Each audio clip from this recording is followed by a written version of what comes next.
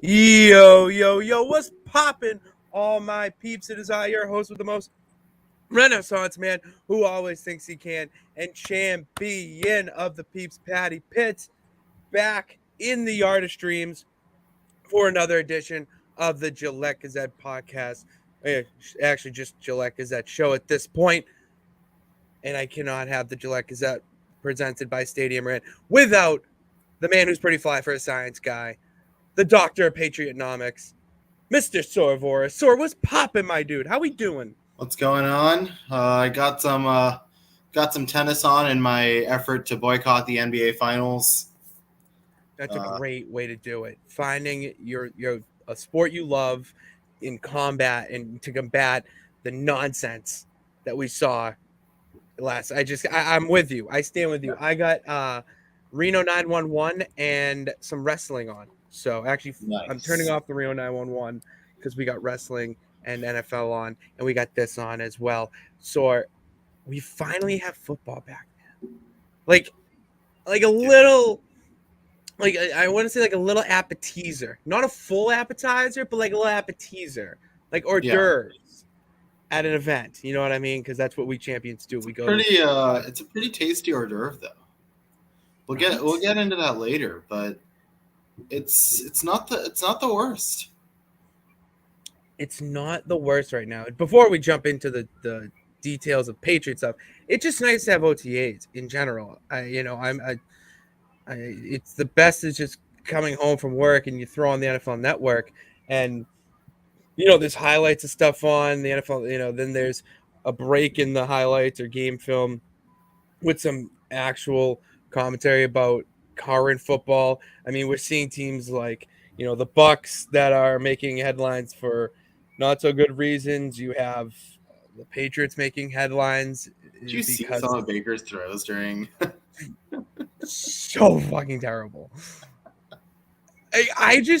Someone literally said like, "This is disturbing." If they quote tweet the video and they said, "This is disturbing," I'm like, "What that? Like, why is it disturbing?" It legitimately felt like it was Baker and I don't even know is it Kyle Trask? Yeah. Okay, so Baker and Kyle Trask were making just like identical. Every throw, their motion, it was all identical. And then it had to get to a point where you see, for anyone who hasn't seen the video, they get to a point where they miss on, I think, 3 or 4 straight pass attempts. And then they move the guy like legitimately 6 feet in front of them and just doink it like for at least a completion because they kind of like, listen, we're on camera here. We got to at least complete one pass. Yeah, it was bananas, dude. I mean, this kind of reminds me of last year's competition between Sam Darnold, Baker Mayfield, and Matt Corral. Just bananas, and none of the options were good. Dude, that had potential to be such a competitive quarterback battle. Like, has the potential to be so good because you have the rookie who could make a name for himself. Baker's got a little bit of a chip on his shoulder. Sam Darnold absolutely did. And just nothing came to fruition out of it. It just, that boggles my mind. And luckily, we here in New England do not have to worry about said problems because OTAs have been going great. Before we get into talking about OTAs, I gotta do a little bit of thanks to you guys because you are listening or watching, however you are, whether it is YouTube, Facebook, or Twitter, to the StadiumRant original show, the Gillette Gazette. And if you like this, well, you're going to like all the rest of the content we have for you. So subscribe to our YouTube channel, StadiumRant, and also subscribe to our free newsletter, which will include exclusive interviews, articles of the week, and so on and so forth. So we thank you for that. And I think it's a good transition, Soor, into talking about what's been going on in the OTAs this week for our New England Patriots. Why don't you lead us off? Because I've been talking a lot, and I need the science guy to have his voice be heard. So, flashing back to last year, right, when the first day of OTAs just spelled incredible amounts of trouble for the team, right? The offense was completely non-harmonious. There was no buy-in from Mac. There was no clarity on who the play caller was going to be. But this time, everything from last year kind of just reversed itself. And I mean, the big catalyst to that, of course, is the absence of Patricia. You had clarity on who the play caller is. It was very clearly Bill O'Brien. There was no doubt about that. There was no questioning it. You know, you had a quarterback in Mac who was buying in, saying good things about Bill. I think the most important quote of the day was when Mac said everything felt normal, because last year everything felt in disarray, and so normalcy feels beautiful. Honestly, seeing an offense run like an offense is just such a. It's not something that you would think that we would need to talk about on a podcast about the New England Patriots, but for this year's team, and given how things went last year, the fact that things look sane, the fact that things look okay, is big.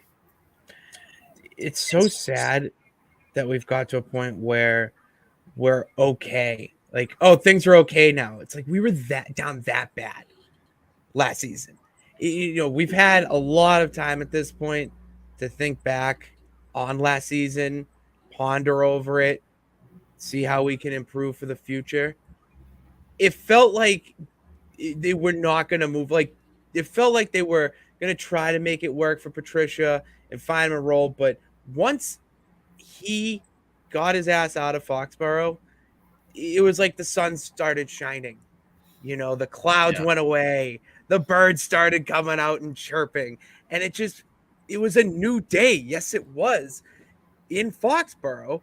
And then the notorious B.O.B. comes back, and it just felt like a match made in heaven. I know we were, you know, discussing over different, the potential of different OCs that could have been hired or whatnot. But now that he's here, I agree with Mac. It makes sense. You finally have someone who can control that offensive crew. And there just wasn't any of that. There was no guidance. We finally have guidance. The thing I like the most about Bill O'Brien, and to extend to that Adrian Clem as well, is that, you know, Belichick loves keeping things within his tree, his system, whether it's former players or former coaches. I, as a fan, want to see diversity in the offense. I want to see different takes from different places. But when you talk about these two, you're talking about guys that have been in the Patriots system, one as a player in Clem, one as an offensive coordinator in O'Brien, but have also been elsewhere. O'Brien's been at Penn State in a head coaching role. You know, he spent significant time head coaching Houston. Clem was at Oregon for a while, playing some significant roles in the offense. So you've got both. You've got a guy that Belichick trusts, and trusts Belichick, but you also have that ability to use your outside perspectives to inform the offense. And for me, the biggest thing that I saw in the limited clips that I saw, and just from reports from reporters, because obviously we weren't able to see what was going on, but the Patriots media was, and Mac's body language, his composure. You know, the guy went, I think, 13 for 13 that in that open practice. Didn't it was like 16. 16 for 16. Okay. Because he went 11 for 11 in 7-on-7, I'm pretty sure. And 5 for 5.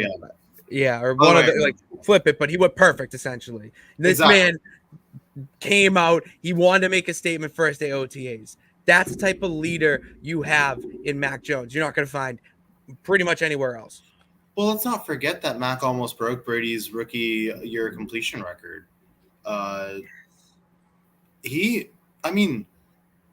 Mac can throw the ball. He can throw the ball accurately, and that's probably his biggest strength, his accuracy, his ball placement, his quick judgment.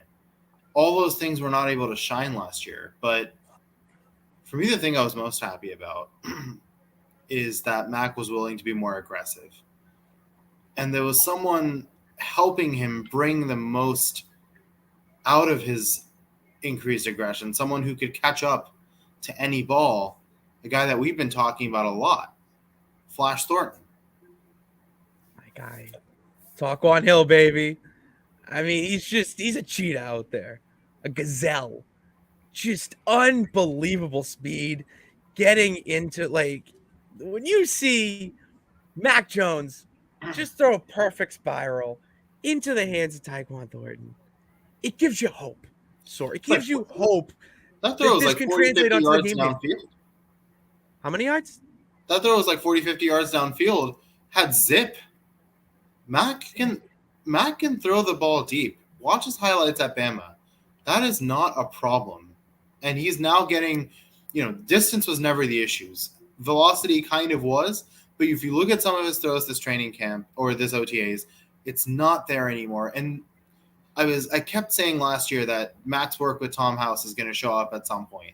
And now finally, when he has an actual offensive mastermind coaching him and he can actually buy into the system, now his work with Tom House is showing. And I'm just looking forward to, we're not going to be hearing from reporters now over and over again, Mac said this about the offense, Mac said that about the offense, Mac didn't seem engaged. He was right not to seem engaged last year. After a year of working with Josh McDaniels, in a pivotal second year, he had to work with basically an anti-mentor in Patricia. And now he's finally getting that first to second year mentorship in his third year that he desperately needs. This feels like Mac's second year to me. I want to just throw out last year. I hope he can do the same and just start fresh. You made the playoffs in your rookie year. You made the Pro Bowl. 2022 didn't happen. You're coming into your second year and you're rocking it. See, you said a key phrase there that spoke to me. Say, how could you get hyped for the offense last year? How could you get hyped to be like connect with them, whatnot? So would you? Like, does anything about that offense last year excite you? Because it didn't to me. Patricia made it into a pretty much vanilla sandwich with the players he was putting out there, the absence of Kendrick Bourne, huge. The plays you're running, it just, ask Madden. He probably knows more. And then the other thing is that he could be protected. So even if you had the great players and the right players, and the right play call, it doesn't matter because he's going to get bombarded every snap. And that's what it felt like. So now that they have a vision with that and have a plan, we've seen a little bit of that. It's nice to not only hear those reports because it validates the moves that they've been doing. Right. Well, it's interesting because obviously we're not going to see everything that Bill O'Brien has in mind for his offense in the training camp and OTAs. But this year it's going to be that we're hiding our cards. Last year was that we had no cards. There were no cards to hide. And we saw from multiple opponents last year that whatever small cards we had were able to be read. Bill O'Brien will not allow for that kind of thing. I can breathe easily now, knowing that, maybe this isn't going to be a Super Bowl year, but under O'Brien, things are going to go in the right direction offensively, and we're going to get the best that we can possibly get out of whatever 53 we decide to select in this training camp. And it's really exciting. Because last year I was excited when the other team had the ball and dreading when we had the ball. That's never something I felt when watching football before. No. You had more hope in your defense making some miraculous play and end up in the end zone rather than Mac Jones running a competent offense. Actually, I take that. I'll widen the lens here. Matt Patricia running a competent offense. Because I'm not kidding. You saw the champ. You and I could have got out there. Our two brains together would have been a massive upgrade from Patricia's. And how could Belichick not love us? We value the Patriot way more than anything. We understand we're there for you. It says it in the intro, which shout out JC, man. Unreal intro by you. It says it in the intro. In Bill we trust. Exactly. Put us out there, man. And here's the thing. Big moments. And here's why I think we'd be better. We'd be asking one question that Matt Patricia probably didn't ask all season. Hey, Mac, what are you seeing out there? What do you think we should do? What do you have in mind? You're the one actually going on the field and looking at these defenses. What are you seeing out there with your experience, your vision, your keen eye for what defenses are giving you? And if Matt called an audible and got a touchdown with it, I'm not going to say, hey, Mac, why'd you call an audible? Like, hey, nice call, man. Yeah, we had a good result. you're on the field. If I didn't feel comfortable running the offense, I would let Mac run it. Like, it's just, we almost got into the territory, and we're kind of towing that line, but I'm going to be a little bit of a positive pits here. We were treading on the line of Baker Mayfield with Mac Jones. After last year, he was falling down a slippery slope in the Baker Mayfield line, where he had a different OC every year, couldn't get it together. Now there's some clarity. Okay. Now it's those issues, they go in the closet for a little bit. All right. We're going to keep it in the closet over there, under the bed, whatever. Well, you're absolutely right, because let me tell you something about Baker Mayfield. It's the same way I feel about Sam Darnold and some other really talented quarterbacks out there. With the right mentors, they could be good quarterbacks. Darnold has not had the right mentors. Baker Mayfield has not had the right mentors. He gets out of that and gets in a good offensive system. He succeeds. You give Mac Jones a good offensive system like he had at Alabama, he succeeds. And one thing is clear. There is no QB competition in New England. Oh, Soor, way to segue into our next segment. Is there a QB controversy, or can we just zap that in the butt? I think we can. And this is not a knock. First of all, brilliant. Right? Can we zap that in the bud? It took me a sec, but there we go. Fantastic. Zappy hour is over, I feel like. And this is not a knock on Bailey Zappi. He's a serviceable backup. And if Mac ever goes down, knocking on every piece of wood that I can possibly imagine, I trust Zappi to lead a competent team now that he has a good offensive system around him.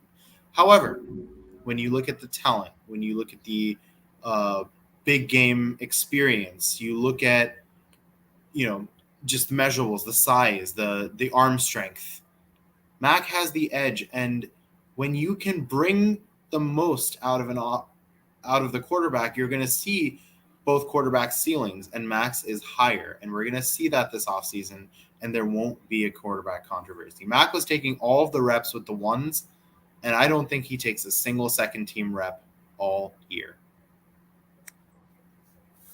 Week 17. Excuse me, now we have 18 weeks. Sorry. But week 18. That is the only time I want to see Bailey Zappi on a football field. When the Patriots have a playoff berth clinched or something? Exactly. That's my point. You get the vision. You know where I'm going. I like where your head's at.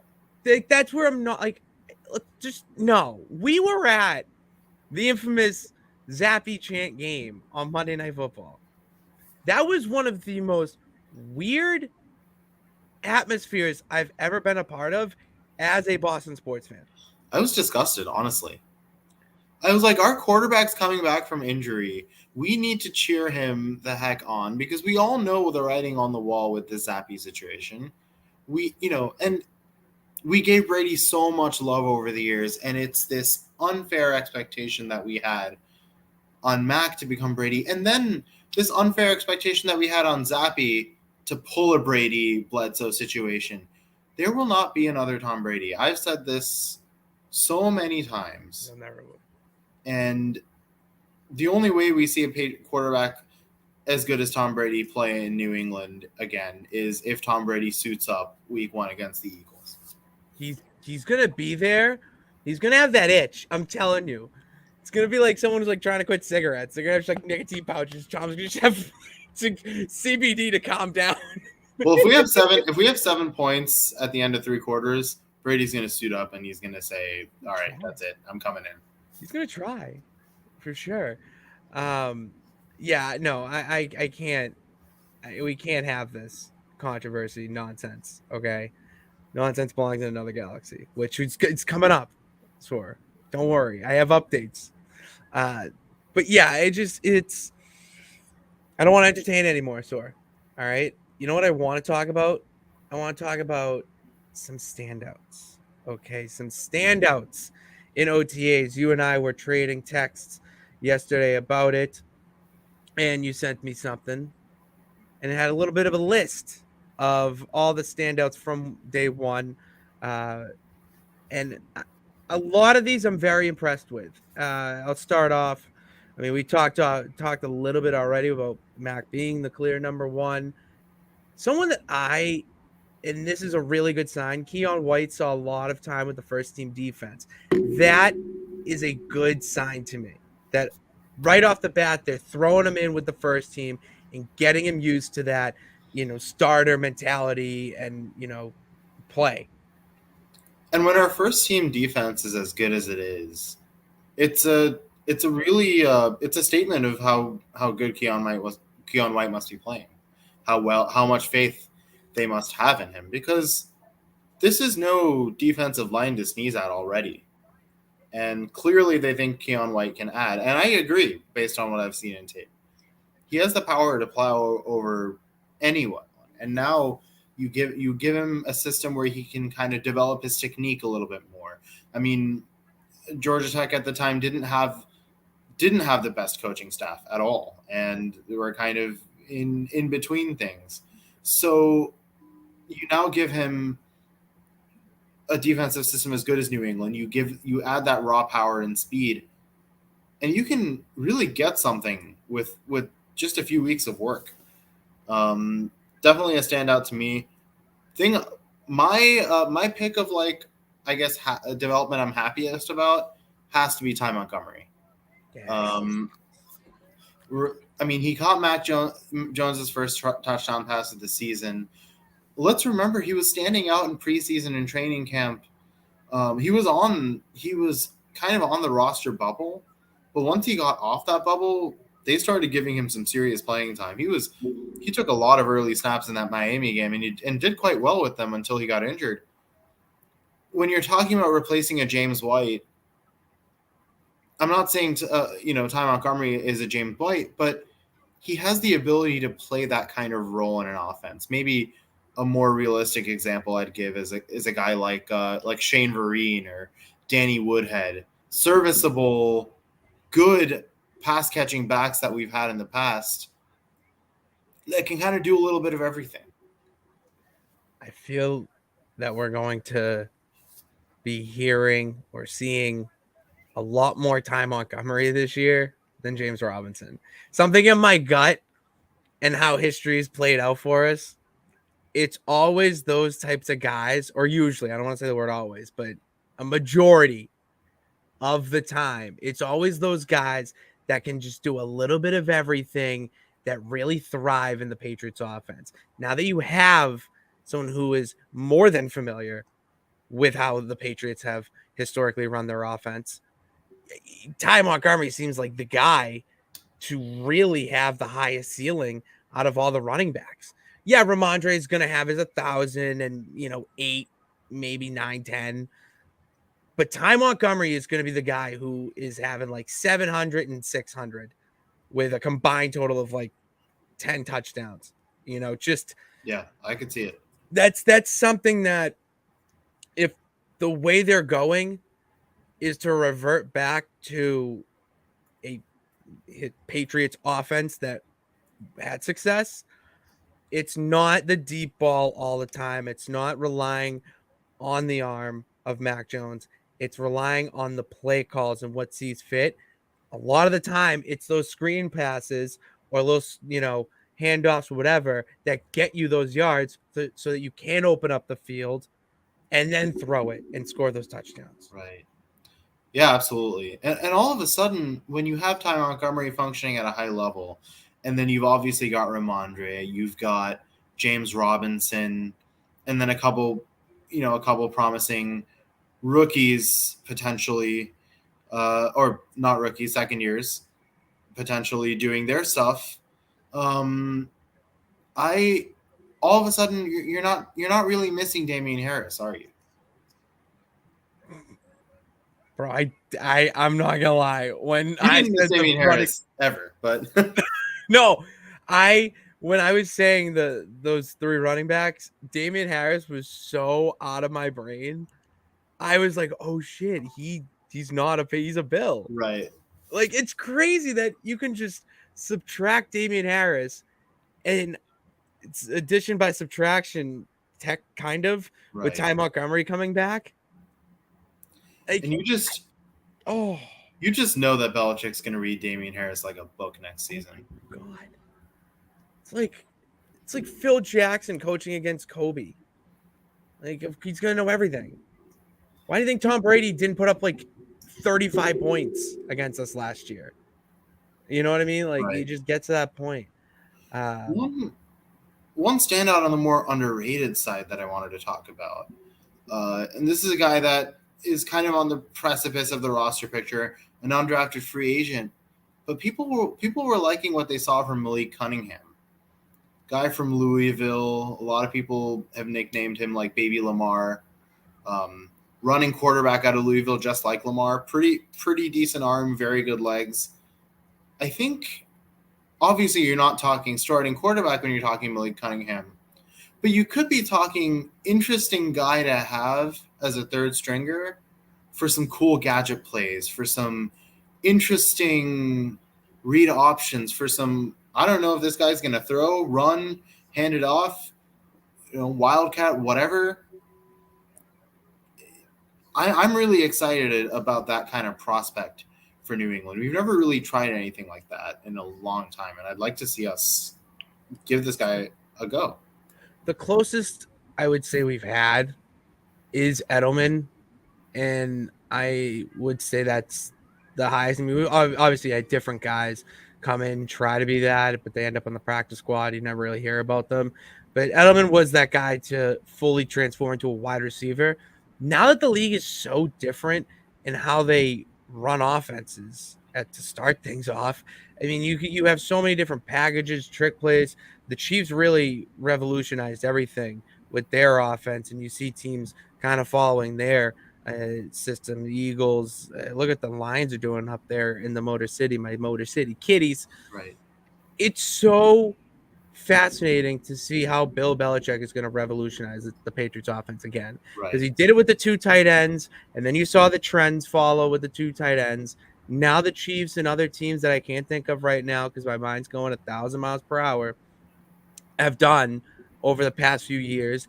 Belichick is not someone who is behind the eight ball. In fact, he's in front of it. So how will he use this guy to be, maybe a quarterback some plays, a distraction? Maybe you do run some wildcats, like you said. And in with the backfield you have, and I would say the speedy and athletic wide receiving core that you have, why not? You could do a lot of old school runs, trick plays. I mean, that BS little flick play that Pat Mahomes does at the goal line where he just flicks it to Travis Kelce. You know how easy you could do that if you're Bill Belichick, to just think of that, just be like, all right, I can find a way to make it better. And you've got a Gesicki and a Hunter Henry to catch that. They're basically the same. It's the same type of tight end. That's why Jonnu Smith did not work. Too athletic, and he had to be a tight end, but he was it was too complicated. Gesicki and Hunter are tight ends that can catch and block pretty well if they're on the Patriots. So it's going to work. I have that third string quarterback battle is going to come down to, Cunningham, a Louisville Cardinal, and McSorley, a former Arizona Cardinal. I swear to One God, of those two Cardinals are going to win. I think it's going to be Cunningham, but also interesting that you brought up Edelman, because you know what position Cunningham was lined up in the most on Wednesday? Receiver. That's what I'm saying. Flash Thornton was talking about how impressed he was by what Cunningham was doing out there. That's what I'm saying, dude. My comparison for Cunningham is an interesting one. I don't know if you remember Denard Robinson. I love Denard Robinson. He was quarterbacking at Michigan, but everybody knew while he was doing that his true talent lies elsewhere, or at least in some sort of hybrid position. And yeah, Cunningham was limited as far as how incredible he could be. Like, he was an effective quarterback at Louisville, but you knew that the best way to use him is to really prioritize the legs while keeping in mind that he does have the arm if you ever want to use it. Exactly. Like it's a no brainer. It just no brainer. I have one little before we get into our fun part of the show. We have to talk about this because Jones and Gonzalez both, being limited out, whatever you want to call it. Does this concern you at all? I'll propose it to you first because I know what I think. I'm going to say not too much. I think this is one of those cases where even if there's even a small tweak, or you just woke up and being like, oh, the kind of something kind of hurts, something's kind of sore, you're just telling them it's just non-contact OTAs. Don't take any risk in making this worse. I mean, we saw how fast Christian Gonzalez looked in rookie minicamp. I really think it's as simple as it was probably some little thing bothering him. Maybe his calf was cramping or whatever, something tiny. Maybe he had the sniffles. Maybe he had a flu. I don't know. But even if my star cornerback's having the sniffles, I'm gonna say, yeah, stay out of there. Don't get my play. Don't get the rest of my players sick, and don't get yourself even sicker. Go rest, and then come back later when the media is not there to show your stuff. Yeah, and the thing now, there's so many different things that an athlete can do during OTAs because it's non-contact, because everything is, personal workouts and everyone has their own regimen. You can just go at your own speed in OTAs. It's not training camp. You're not competing with your fellow teammates for a spot yet. Okay. You're all one. So you're just preparing each other. You're getting ready. That's all it is. It's just to get you to be doing some sort of football activity so that you don't show up in August and look like a bag of shit. That's it, at the end of the day.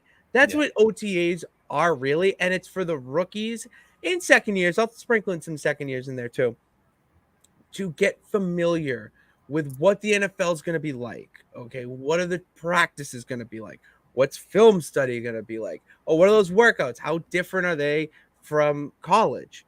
It's all those little things that people just don't understand, that once you realize that OTAs is not about the hour and a half that you're maybe on the field, it's about the whole process. Then you're like, all right, maybe them being on the field and missing media availability is okay. Because guess what, Soor? It's June. It's June. And Gonzalez participated in rookie these rookie mini camps. So that's why, especially, he's gotten some time on the practice field. So I'm not like, oh, his first opportunity to get on a New England practice field and he misses it. It's more like, we don't want this to become a story of we drafted this amazing rookie, overused him, and then he got injured. Exactly. Yeah. Before we go to nonsense, I found one more last thing I want to rant about. Just go for it. So all the reports showed that rookie kicker Chad Ryland hasn't been doing very well in practice. Really? And I said from the very beginning when he got picked that it is disrespectful to spend a 4th round pick on a kicker when you have Nick Folk. The guy has the most consecutive field goals made inside of 40 yards in NFL. Inside of 50 yards in NFL history. He is consistent. Ryland also struggles outside of 50, even though he can make a couple. Folk is the same way. You saw how Folk basically took the team on his back in some of those games. You don't draft a kicker in that situation. I hope Folk wins the job. I do too. We stand with Nick Folk in the Gazette. All right. We are all in on Nick fucking Folk. Nick freaking Folk, because Seth freaking run Nick freaking Folk. Yes, they already lock it in. Oh, you're right. I'm happy you brought that up, Soor. And I have something to bring up before we travel to another galaxy and talk nonsense. We got to give you an ad. We at Stadium Rant, we support the peeps. Okay, we support each other. We help each other on our shows. And guess what? You may be a Patriots fan, but you might be a Sox fan. More importantly, maybe just a baseball fan in general. Well, that's right, because Stadium Rant has the show for you if you are a massive baseball fan and want to get back into it. The Dirty Leather Baseball Hour. Our hosts Clint and Danny hit the live stream on all Stadium Rant socials every Wednesday at 7 p.m. Eastern Time. It could and probably will feature them ripping your favorite MLB team to shreds if they deserve it. Not our Sox, those Soor. Those Red Hot Sox. You can do the Yankees. I will. No, you're just not. Don't trash the Sox, guys. Honest takes about America's pastime are what you'll get from these straight shooters. Baseball deserves this resurgence, and they deserve your follow at Stadium Rant as it happens. All right, Soor. Didn't you have like the craziest repository of baseball knowledge you'll ever find? Oh, yeah. Way more than your Tim Kirkagens and your ESPN big Buster Only, big talking heads. Buster I Only. like Buster Only. I like Buster Only too, but these two talk at a very, very, very high level.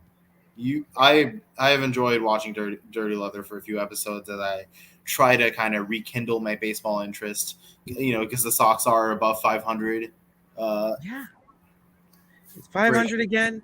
Baseball is a lot more fun to watch now that they've introduced the pitch clock. I mean, that's all Dickie Pitts talks about upstairs, just how enjoyable the Sox are now.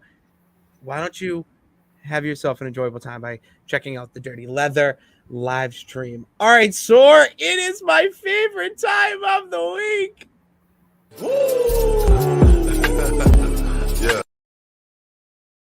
It is time to travel to a galaxy far, far away. Do not sue me, George Lucas, please. We're talking not about that galaxy. We're talking about the NOnSense galaxy. Soor and I have been doing this for the past few weeks. We have got to get like a Star Wars font intro for the NOnSense segment. Now that you've said that, bro, don't test me, because we'll work on this. My infinite knowledge of the NOnSense galaxy can be just put to use, and people will just be stunned. In what way, I don't know. But if you are new to the show, it's your first time popping in to the GG at SR, thank you, first off. But two, Soor and I have been doing a little bit of a different sort of thing during the off season. Everyone does their, we'll say original sort of content once the off season comes. And, I check out everyone here, my peeps in the Boston sports media, and everyone's doing their thing. But no one had the experience that I did during COVID. So I want to share that with everyone who will listen, honestly. And the premise being that I bought a football team, Soor, okay? I bought not only the New England Patriots, the New England Militia in the NOnSense galaxy. A lot of similarities for anyone who's asking what the hell is this. And it is a team that I have mimicked to be the Patriots, but how I see it and how I believe the Patriots should be running and what they would look like if they were this dominant of a team that could be a champion. And we compare it and see, talk about it, whatnot, but it's more for the fun of things, and it will lead to more. All right, because at the end of this, I do have an announcement about said NOnSense galaxy. So let's just start right away, Soor. The last game we watched, I have our schedule right in front of me on TV Alpha. And the last game that I have on here that we went through was against the Jets at home, won 17-7. Russ was on the Jets, and he didn't look so good. All right, so do we see a little bit of that, against the Patriots this year with the Jets? Could we see their star veteran quarterback struggle in the snow against the Patriots? I think so. I think everybody struggles in the snow against the Patriots. Name of the game. Yeah, I think so. It's funny to see because it's just like Russ on the Jets, and they had a lot of people that are Jets too. I think they had what's his face? Not Brees Hall. I think they had Michael Carter. Yeah, Michael Carter was on that team. So a lot of similarities, and I mean similarities. They can lead to some great decisions. So let's kick it off here, Soor. We're at week 15. Oh, and I forgot to mention, there's another reason why we do this. And you're probably, if you're a regular peep, you know our love for the best receiver in the league right now, DeAndre Hopkins. Okay. And Soor, I have not brought him up until now because I didn't need to say anything. You will see why DeAndre Hopkins needs to be a Patriot. And I said Patriot, not a millennial. I think we gave up on him earlier, but now that he's released, he's back in the running, and we need to take advantage. And I'm going to show you why we need to draft, why we need to sign DeAndre Hopkins ASAP, Rocky. Okay. So let's kick it off here in week 15, where we travel to the Music City. Oh, that is the intro. That is the wrong video. There we go. All right. Let me get rid of this. All right. Video file. See, that's the issue. We were there. It's got to be there. There we go. All right. Well, while we're loading up, I think more. First of all, I want him to be a Patriot, but the nightmare scenario keeps coming to my mind of the Bills and the Chiefs, those two teams he's talked about. Luckily, looking at their cap situations, it doesn't seem feasible. But if either of those two teams got him, that's scary town. No, that's scary. That I will riot. To take him away from them, Belichick should scoop up Hopkins. That's the thing, is that it's fine if he goes to a team like not even the Chiefs. He can't go to the Chiefs. Like, I'm just gonna say, for all shits and giggles, the Lions. Okay, just if he goes to the Lions, or I'm trying to think like Jaguars or Colt, like just goes to the Lions. The Lions are winning it all. The Lions should be a Super Bowl favorite this year. I mean, the way that this is an attitude that I kind of want Belichick to have towards free agency. Every single time that you don't sign a player, another team is getting that player. You can't just think of it in terms of, should we grab this player? Is what would happen if another team got this player instead of us?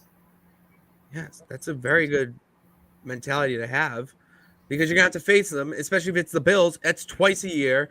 We've already played them 3 times a year in the past 2 seasons.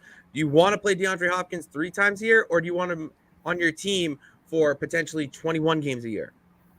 20 if you get first place in the regular season.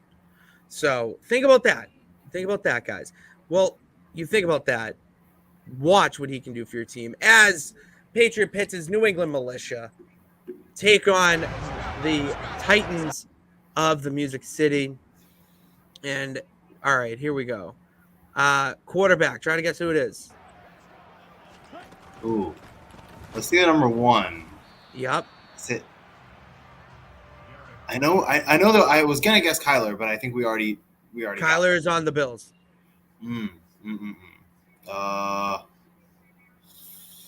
Goodness, is it Malik Willis?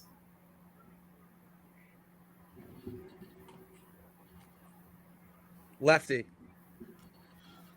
Tua. Yes, Tua Tagovailoa is the quarterback of the Titans, handing it off to Derrick Henry. So there's a lot of similarities. That's what I'm saying. That's why we blended together. And Derrick Henry got stopped there. He didn't have that great of a game, which is all right. But here's Soor. Here's the thing, and I added this because this seems very eerily familiar to what all Patriots fans have experienced latter half of the season. Right as you're making a playoff push, your most reliable wideout, your starting center, your starting left guard, and your deep threat are all hurt. Yeah, last year when the starting center went out, it led to disaster in the form of James Ferentz. What I'm hoping is that this year, for the the regular 616 real life version of the New England Patriots, that our draft pick Jake Andrews, the other Andrews, can cover David when he's gone and not bring down the team the way that Ferentz did. Yes. I think he's got a lot of talent. I think that could happen. Yeah, it's just not, we don't like to see that. And luckily we're in a better position than the 616 Patriots. And we're in a bit better position now as Mac. Look at that, fires over to Dalton Schultz for the score. Patriots take the 7-3 lead. Dalton Schultz, Mike Gesicki, tomato potato. It's basically the same person at the end of it. Oh, before we kick off here, Soor, I would like to hear your thoughts on what I just said. It's an interesting take. Am I wrong?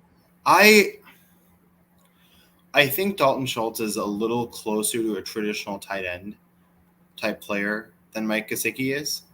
But I also feel like Mike Gesicki has some flashiness and athleticism that Dalton Schultz doesn't. As far as what I think they could bring to the team, I think it ends up being about the same, even though they're very different players. I would have loved to have Dalton Schultz, but you ask like who comes right after that, Mike Gesicki. I was thrilled with that signing. You know, I don't think Miami used him properly last year. I think when they had two deep threats like Waddle and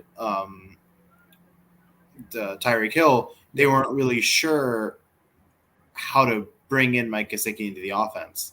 Mm-hmm. That kind of thing, bringing in you're not going to see a player where their role in the offense is unclear or whether or it's going to be, where does this guy fit in? Bill O'Brien will figure out all of that. That's why he's brought in. That's why they brought him in. And we have the second half kicking off here, literally.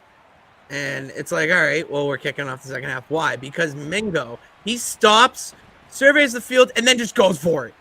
He's just gone.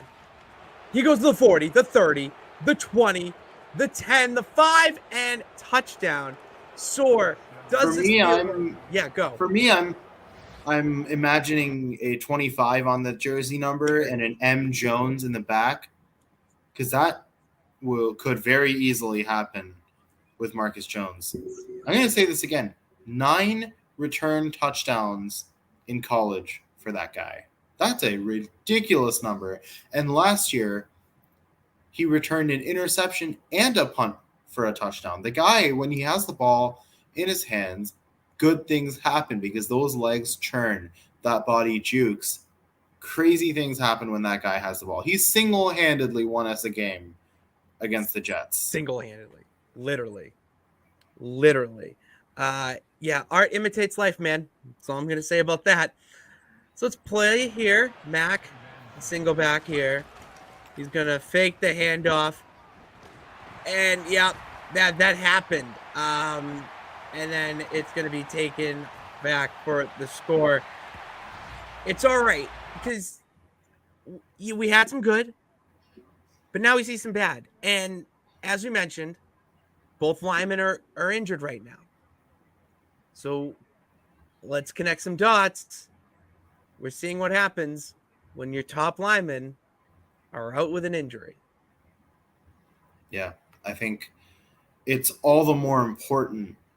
You know, I felt weirdly, in a weird headspace about the fact that we drafted a bunch of serviceable linemen rather than going for the one big catch. But now that I think about it, now that I think about how many linemen went down last year, and it's so useful to have depth. You know, you've got your Riley Reef, Calvin Anderson, Connor McDermott, Trent Brown, all of a sudden, and then add City So in there who could become a tackle. All of a sudden, your tackles are not actually looking that bad because if one goes down, you're not left with a horrible option. You look at your guards, you're adding Antonio Mafi, you're adding Jake Andrews to an already stacked guard rotation. Cole Strange is going to get better. You've got David Andrews, you've got Michael Onwenu. All of a sudden, that's not looking so bad. It's depth. Offensive line depth is important. It's a bruising position. People are going to get injured. They are, yeah. Injuries happen. It's the nature of the game. So, yeah, Soor, that's the last clip we have, and I want you to guess, did the militia win or lose this game? I think we finished on a strong note. Pat's gonna rebound from that. We did. Militia took that one 28-25 on the foot of Nick Folk. Nick freaking Folk. That's what I'm saying, man. And that's a realistic way for the Patriots to end a game. 1 o'clock On the on legs of Sunday in Nick Tennessee. Game-winning field goal? Sounds about right. No. All right. And that's Nick Folk's leg, not Chad Ryland's leg. No, we don't need him. We want Nick freaking Folk. So, Soor, next week gets a little bit, I think this is more of a time for it because it's time for some nonsense to hear this. The New England Patriots hosted in Week 16 the number 1 team in the NFL, the Houston Texans. Who now? The number. Okay. Yeah, no, their team's really good, actually. They have Justin Herbert. He is their starting quarterback. All right. Najee Harris is their running back. And their receivers are Scottsdale Brown, because he's on the Cardinals, Brandon Cooks, and Mike Evans. I mean, tell you what, those Texans this year in the real galaxy of football are setting themselves up pretty nicely. Maybe not for next year, but 2-3 years down the road. Their offseason was phenomenal. You got Dalton Schultz, you got Devin Singletary, you got in the draft you managed to get the number 2 and number 3 picks and not only turned your offense around with CJ Stroud potentially, but also turned your defense around with a guy in Will Anderson who I still think was the best player in the entire draft class. Yeah, unbelievable. The Texans really impressed me during the draft. That was, I think, one of my standouts. But will they impress me in this game? So let's check it out. Week 16 in New England, hosting the number 1 overall team, the Justin Herbert-led Houston Texans. Let's mute that so you can hear the champ's voice. And yes, you're damn right. It's time for some nonsense. It's Justin Herbert throws. Oh, look who it is. It's Kyle Duggar. Kyle Duggar read that like a picture book, and he's just going to belly flop into the end zone for the score. Soor. Wow. Wow. Yep. That's, art imitates life. Kyle Duggar for 6. He does. People forget how many touchdowns Kyle Duggar was involved in. I think he had a pick 6 of his own. He also played a big role in. I think he stripped a ball that then Raekwon McMillan returned for a touchdown. Duggar likes having his hands on the ball and having his body on the ball carrier, and this is why he was able to get in the backfield even as a safety. He was able to cover. He was able to do a little bit of everything. And he is the kind of guy who can jump routes. I could see that exact same play happening in the favor of Jack Jones as well. He's that same kind of instinctive, fast guy who can read the eyes of a quarterback and the eyes of a receiver. Yeah. Agree there. We get Mac Jones on offense. And look at this. Look who's just strutting down the field. All right. Number 1, it's Jamar Chase. All right. But use your imagination for this year's Patriots. It's Tyquan Thornton. It's Tyquan Thornton. It's Tyquan Thornton, essentially. Thornton's out in this game, so I'm going to, that's Tyquan Thornton. So, all right. This was what should happen. If it really is Tyquan Thornton, we're manifesting this be the standard. So watch. Mac's going to look, fires, and then look here. Look at the space that they have, all right? I hope my mouse is showing on the stream. I can't tell. But right here, you see that space? That's a good foot and a half of space that he has between separation, for the football jargon, of space that he has between that defender. He's so open. Mac could have thrown that high as he could down the field. Look at it, and it just keeps going. The deep safety can't even catch up to it because he overthrew him. You know who's faster than Jamar Chase? Tyquan Thornton. Damn right. Science guy. let's remember, I mean, we saw the first glimpse of Tyquan Thornton's football action in person. It's the Giants secondary was having to basically hold him to keep up with him. They could not keep up with him. They really couldn't. We kept up with the Texans here. Justin Herbert tries to be fancy, and he is just taken down by Jonathan Jones. They read that little option play pretty well. Unfortunately, next play, drop back, fires, touchdown. It's Houston Brown. Hollywood. It's Houston. All right. Wow. He's not. Oh, no. I'll think of a mediocre town in Texas, and we're going to call him that. All right. So we're back. We're up 7. End of the half is winding down. Max going to drop back a little more. And then he throws here to DeAndre Hopkins, who hurdles the guy, and then is down at the 1.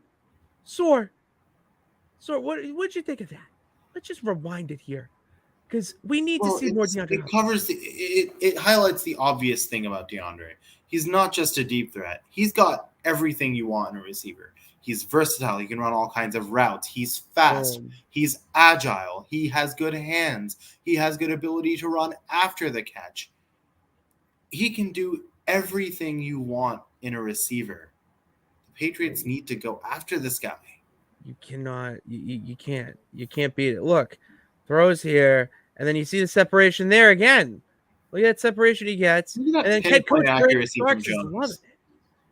Head coach Brandon Starks is loving it, Soor. We love Brandon Starks. See this kind of How often did you see last year the kind of separation we saw in those last 2 plays that you showed? I think I could maybe count it on one hand. Right. Maybe. So this is what makes a difference. Mac, add to the laundry list of things that limited Mac Jones was the fact that he didn't have receivers on the field that were getting significant separation. He didn't. And we'll see here. All right. So I have the play drawn up. All right. So look at this play. This is a great type of play for the Patriots to run this year.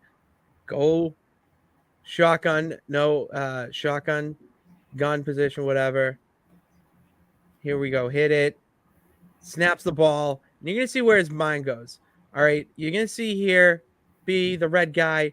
Who do we think the red guy is? Oh, I'm sorry. Who's that? It's DeAndre freaking Hopkins. Catches it, shrugs off the defender, and scores again.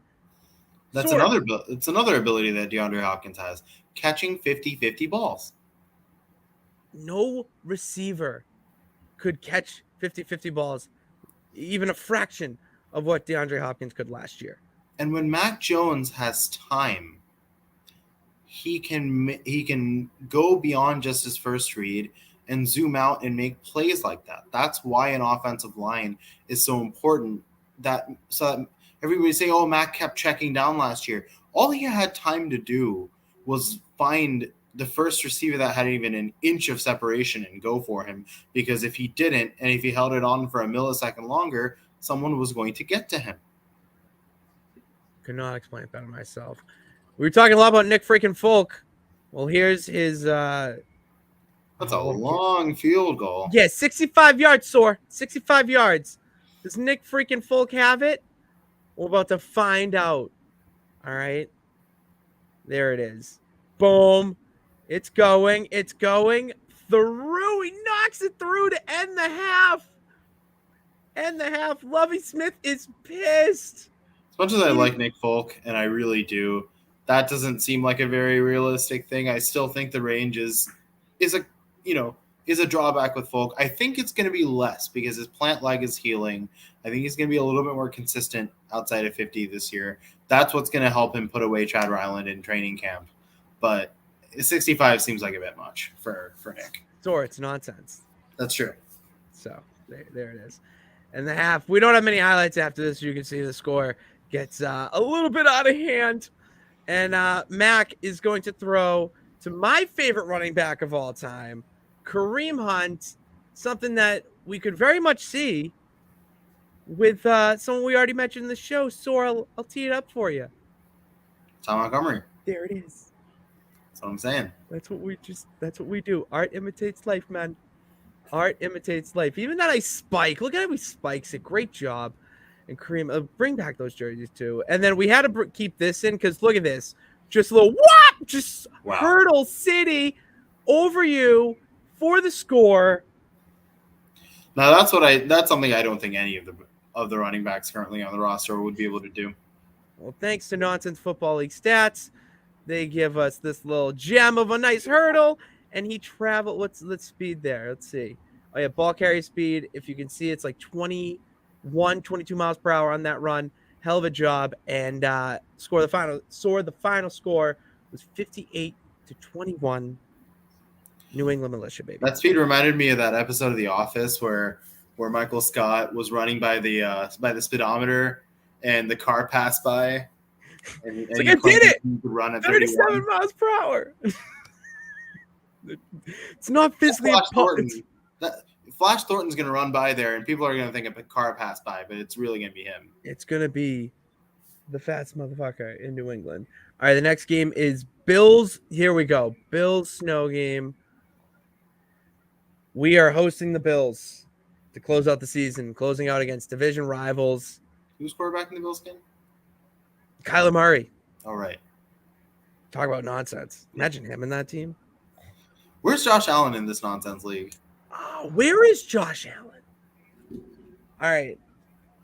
Now you're gonna make me. We need to know this because I feel like it doesn't make sense, but kind of does. It's hard to see Josh Allen anywhere other than Buffalo in my mind, but I'd be curious what it would be like mentally placing him somewhere else.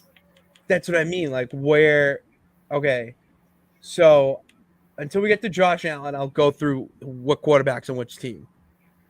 We got Dak on the Seahawks. Lamar on the Raiders. We saw Will Lamar with Lamar with that Raiders offense. Pretty good. Devontae Adams. I don't know if Devontae Adams is on the Raiders either. He probably is. Let's say Lamar got to throw to Devontae Adams. That would be a madhouse. That would be absolute insanity. Jared Goff is on the Giants. Justin Fields on the Cowboys. That younger Dak. Fit. Another Dak. Would be a good fit.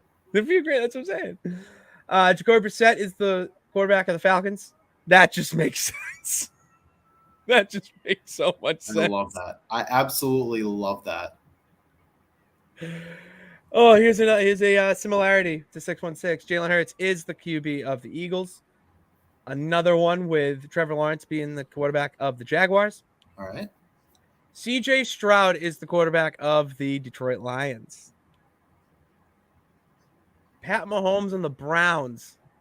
So basically in this galaxy, the Browns just made the right choice. The Browns could have had the opportunity to get so many good players on their hands. And if you look at the litany of starting quarterbacks they had over the years, it was unreal. Oh. Trey Lance on the Commanders. Okay. That could work. I think that would actually Well, Trey Lance can stay healthy, yeah, but we said Kyler on the Bills. Joe Burr on the Panthers. Now that's explosive.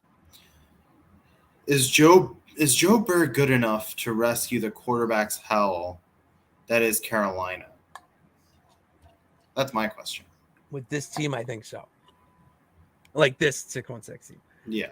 And then we come to our conclusion. Josh Allen. This is funny how this worked out, but he's on the Cardinals. I'm imagining the Bills and Cardinals trading evenly. Kyler Murray and Josh Allen. And that sounds like the idiotic kind of thing that the Cardinals would do. That sounds like so Cardinals. Just like how they released the best receiver in football. Yeah. Yeah. Oh, unbelievable. All right. So it is, as you can see, what a great sight of Foxborough. Look at that, Soor. Look at this little sight. Snowy afternoon. Gorgeous, man. And then you have Brandon Starks trotting on the field. We jump to the militia in the red zone. Mac Jones The red. fires it to Hunter Renfrow. He's back. He's back in the action and feeling great, scoring 6 to give them the lead. Red zone touchdowns, man. That's what happens when you have protection and good wideouts. And look, just a nice little curl route. Dump. Great little space. Simple and elegant play calls in big moments. That's what Bill O'Brien's going to be about this year. I'm telling you, manifesting. man. Starks is liking it. He's liking it. Does he like? Do we want him to like a little more? As we have more Kareem Hunt just jumping over everyone. I love how he's running in the. I love how the way he's running. It's as if there was no snow on the ground. No, just none. Does not phase him. Look at this. Just hurdles him. No problem at all. That's what we cook up here. I would have fallen 4 times in that run. Oh my God, leg broken, ankle twisted. It would have been bad. Mac again, firing it downfield now too. Yeah, look at that. I mean, why? Thank you, Nonsense Football League Next Gen Stats. Like, look at this. All right, Really not fair that Joe Burrow gets that guy to throw to and T. Higgins. dude, he just blew by him. I know he's probably thinking Bit zone, of a coverage lapse too, but and then just Mac, just throwing it. that looks a lot like that throw that we saw from him to Thornton in practice. A lot. Looked a lot similar. That's what I'm saying. It looked a lot similar. Oh, the nice sliding catch. And then we're gonna have more Kareem Hunt. He feasted. All right. Yeah, he's just gonna go all the way to the house. 10-5 touchdown. So let me look at the stats here from this game, because I remember checking my phone and looking at the box score and really just blown away at how many rushing yards he had, because I didn't think it was that many. Yeah, he had not 1, not 2, not 3, not 4, but 5 touchdowns in this game. Okay? Yeah. For 257 yards. He just could Ramondre Stevenson get to that? Oh yeah, by the way, yeah. Kyler Murray does that. He scores. Oh, like, are they gonna keep it? Are they gonna more? Yeah, Rondell Moore of all people. The Cardinals and Bills just switched, basically. They just like weird trade that happened. That's all I'm gonna say. Weird trade. I like Rondell Moore though. But Look, yeah. as much as I bag on Kyler for his work ethic, he's also not in a great situation to win. I think he could be a good player in a good situation. Just the coaching. It's not a good culture in Arizona. It really isn't. I have not been a fan of Arizona for a while, and Larry Fitz was really the thread keeping me on. And once he's gone, it's just like nothing about their team excites me. Who's coaching the Cardinals now with Cliff gone? It is the Eagles DC Gannon. I think that could be a very positive change for them. It's definitely a step in the right direction. I'll say that. And we have our final game, Soor. Final game of the season. I have good news, though. It's Miami, isn't it?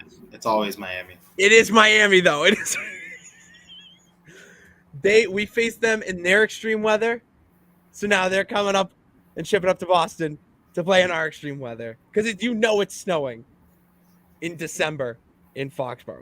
It's death taxes, snow in Foxborough in January. It's been a long time since Miami's had to do that, and it's a shame. It really is. I'd love to see Tua have to play in snow, coming from Bama and then now be living in Miami. Yeah, like he's Hawaiian by descent. Dude, none of these scream prepare for snow. No, not at all. But we do have. Oh yeah, see how that's number 15? I was going to mention this. So I talked to Coach Starks before the game, and I'm like, listen, It's snowing. We got the one. I think we should just rest Mac. All right. I think we got should the rest one. him. I know you need to win against the Dolphins for a nice little avenge your win, get some vengeance there. But I just stick with the guy. I look what Kareem Hunt did last week. Stick with that game plan. I don't know if you agree, but Yeah. Who's playing right tackle for us, by the way? I don't know if you can pull up a roster for this team. I can I actually. want to know.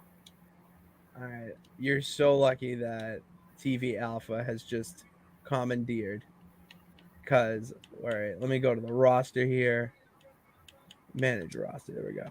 The right tackle of this team is some guy named Robert Scott.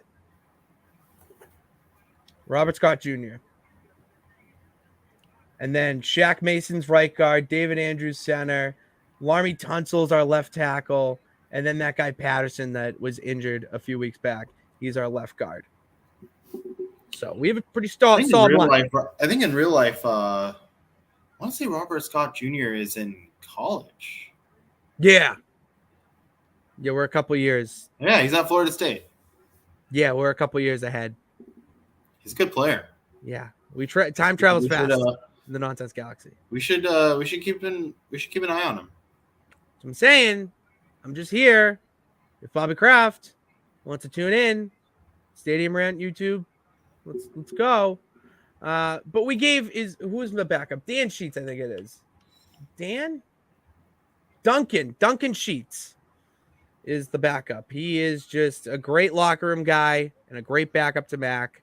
So we kept him on the team. And he did pretty good here. We're in the red zone. Is that a real player or? I have no idea. But it doesn't matter because look at he throws a touchdown.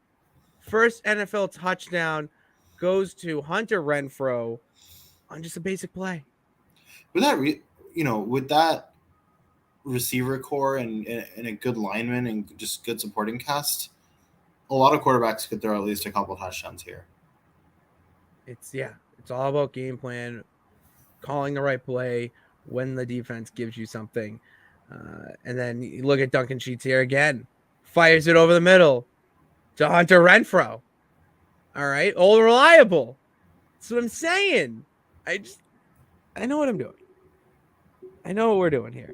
I knew the kid got it. And it's really smart. It's smart game planning. And this is the kind of, you have a quarter now you take away the quarterback who has the deep ball capability in Mac, and you rely instead on your quicker and shiftier slot guys.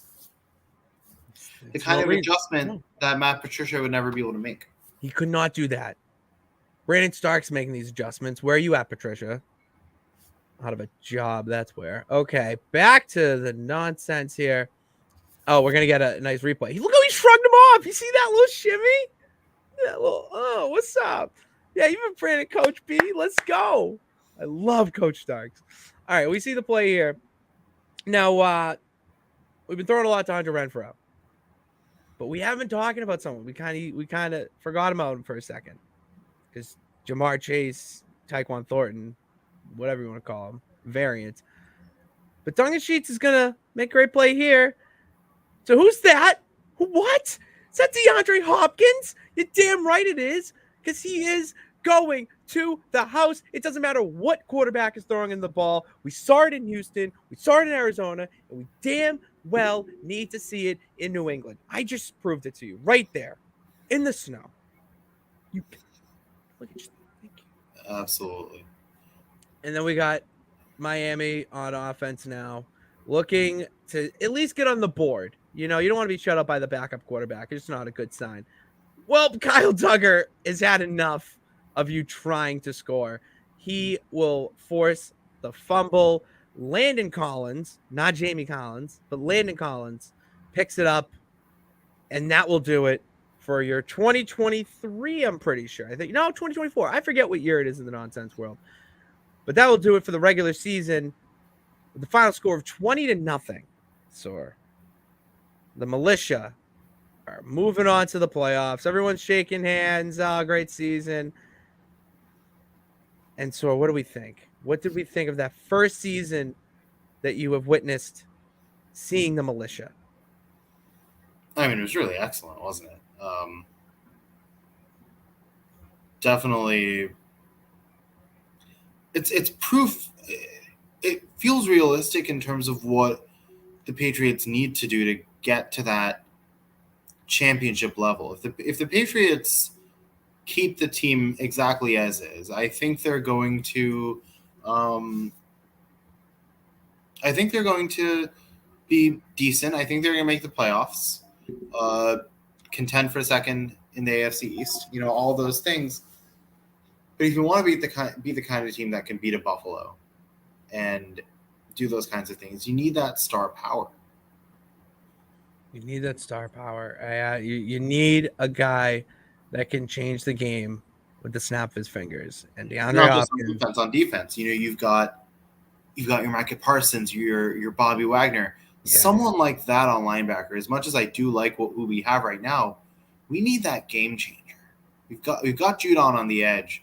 Get a linebacker that can do that same kind of thing. You need a linebacker like that. I mean, yes, we have Keion White. I spotted him before the real Patriots did. Put him on the team. What is he? Tackle leader. This absolute stud developing.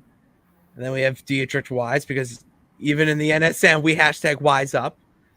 And then you got Jonathan Jones, Kyle Duggar, Adrian Phillips, Jabril Peppers. You got your true Pats, your core of the defense. And look what we're doing. We're winning games on our way to a Super Bowl. All right. And then the offense, Mac, Kareem Hunt, I mean, Tyquan Thornton, D-Hop, that offensive line I just said, I mean, you can't beat it. Yes, those are just star power names, but take the player, not the name, and then you get a Super Bowl winning team. All right, that's what I'm trying to portray here. And then another reason, Soor, that I want to do this is because I think this needs to not be a one-time thing. I think we need to expand upon this idea. All right. And by doing that, I showed you the regular season, but they were highlights, though. You know, you didn't see the full game. You didn't see the ups and downs of the whole thing. You just saw snippets. What if you want to watch a whole game? Because that is the next step, Soor. I will be live streaming the it's the NFF. It's the NOnSense Football Federation, but whatever. NFF playoffs, round 1, Patriots. I don't know who we're playing yet. It has not been told to me, but that will be going live. I'm doing it Monday at 7 o'clock. Patriots' first playoff game. Militia's first playoff game. You saw the clips here. Why not watch the whole game and enjoy it with the champ of the peeps himself sitting in the owner's box as it is all happening?